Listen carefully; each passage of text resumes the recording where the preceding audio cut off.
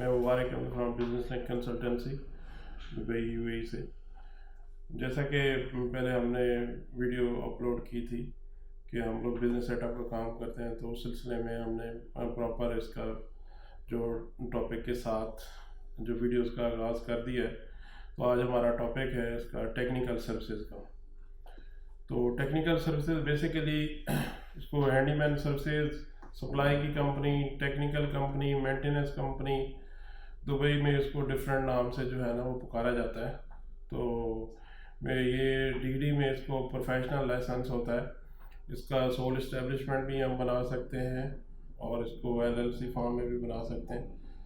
ये इसमें sponsor required होता है और स्पॉन्सर और इसके साथ एक आप अगर आपने अपने नाम सिंगल ओनर है तो सिंगल ओनर के नाम पे भी बन जाएगी।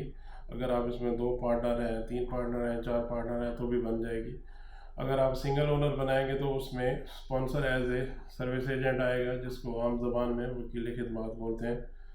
और अगर आप एलएलसी में जाएंगे, प्रोफेशनल लाइसेंस में एलएलसी बनाएंगे, तो उसमें फिर आपके साथ जो है वो जो लोकल पार्टनर है वो एज ए पार्टनर आएगा और जो दूसरे एक्सपेक्ट हैं वो 49% शेयर होल्डर होंगे। और उसमें अगर एक पार्टनर है, 2 पार्टनर है, 3 है, तो 49% जो है ना उस हिसाब से रेशो डिवाइड होगी। फर्दर इसमें जब हम लोग बनाते हैं टेक्निकल कंपनी तो इसमें डिफरेंट किस्म की एक्टिविटीज़ आती हैं। तो मिनिमम नॉर्मल इसमें जो रेगुलर एक्टिविटीज़ चलती हैं उसमें मैं आपको फर्दर कुछ इनको गिनवा देता हूँ। इसमें एसी, एयर कंडीशनर जो होता है उसकी रिपेयर एंड मेंटेनेंस होती है, टाइल वर्क है, टाइल प्लास्टर जो नीचे फ्लोर टाइल लगती है उसके जो वर्क्स होता है उसकी एक्टिविटी होती है। उसके बाद उसमें आप कोई भी सैनिटरी का काम हो, प्लम्बिंग का काम हो, उसकी होती है। पेंटिंग का काम हो तो पेंटिंग सर्विसेज बोल सकते हैं उसको, जो पेंटिंग कॉन्ट्रैक्टिंग बोल सकते हैं। वॉलपेपर फिक्सिंग है, वॉलपेपर का काम है, फॉल सीलिंग का काम है, पार्टीशन का काम है, और इसी तरह ये ब्लॉक वगैरह का काम है, उसमें प्लास्टर वर्क है, और इसमें ऑर्नामेंट्स एनग्रेविंग का काम है। तो ये इलेक्ट्रिशियन का काम है। जितना भी ये जो सारी मैंने एक्टिविटीज़ आपको गिनवाई हैं, ये टेक्निकल कंपनी के अंडर जो है ना वो एक ग्रुप होता है एक्टिविटीज़ का, उसके अंडर ये जो सारी एक्टिविटीज़ फॉल करती हैं। तो नॉर्मली इसमें जो है ना 10-11 एक्टिविटीज़ ये यूज़ करते हैं हम लोग।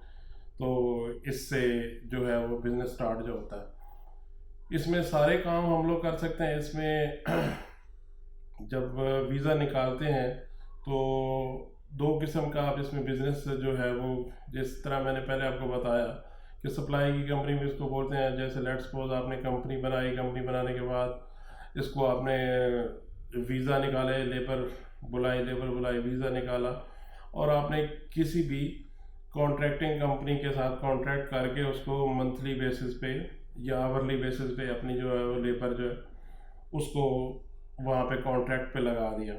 दूसरी चीज़ होती है कि आप पर आवर पे या खुद एक कोई भी छोटा कॉन्ट्रैक्ट वगैरह लेके किसी भी बिल्डिंग का मेंटेनेंस का, पेंटिंग का, फॉल सीलिंग का, जो मैंने एक्टिविटीज़ बताई हैं उससे रिलेटेड जितने भी काम है आप डायरेक्ट कॉन्ट्रैक्ट ले सकते हैं। और अपना डायरेक्ट कॉन्ट्रैक्ट लेके उस पर आप जो जिससे आप कॉन्ट्रैक्ट लेंगे उसका आप जो है वो काम जो आपका कॉन्ट्रैक्ट होगा वो विद इन लिमिट जो है ना आप करेंगे, आपको पेमेंट जो है ना वो मिल जाएगी।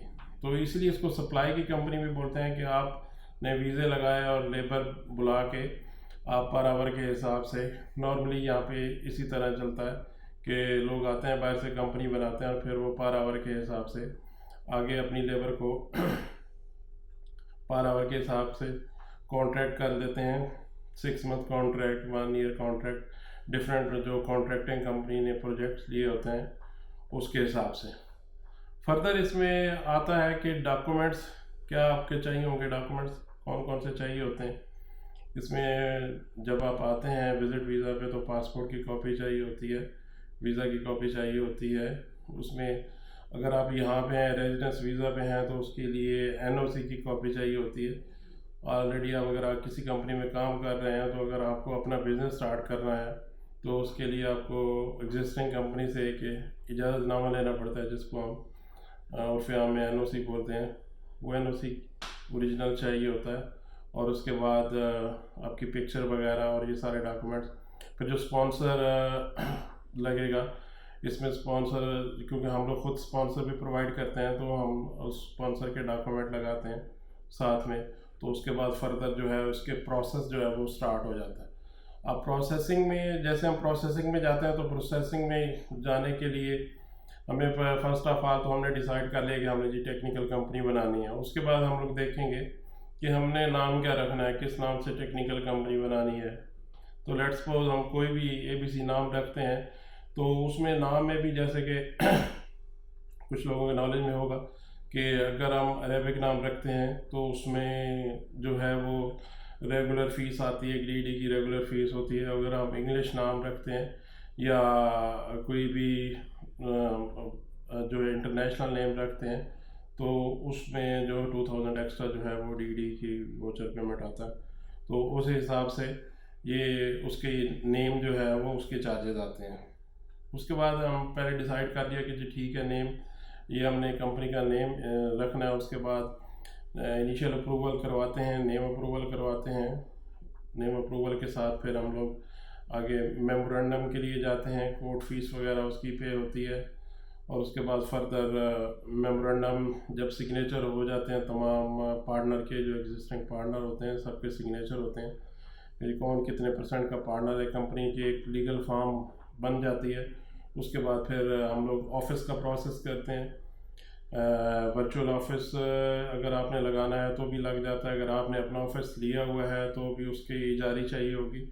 और उसके जो आपने फिज़िकल अगर आपने बैठना है ऑफिस, तो उसके लिए नॉर्मली ऑफिस की इजारी सिर्फ चाहिए होती है। और अगर आपने वर्चुअल ऑफिस चाहिए होगा तो हम आपको अरेंज करके दे देंगे।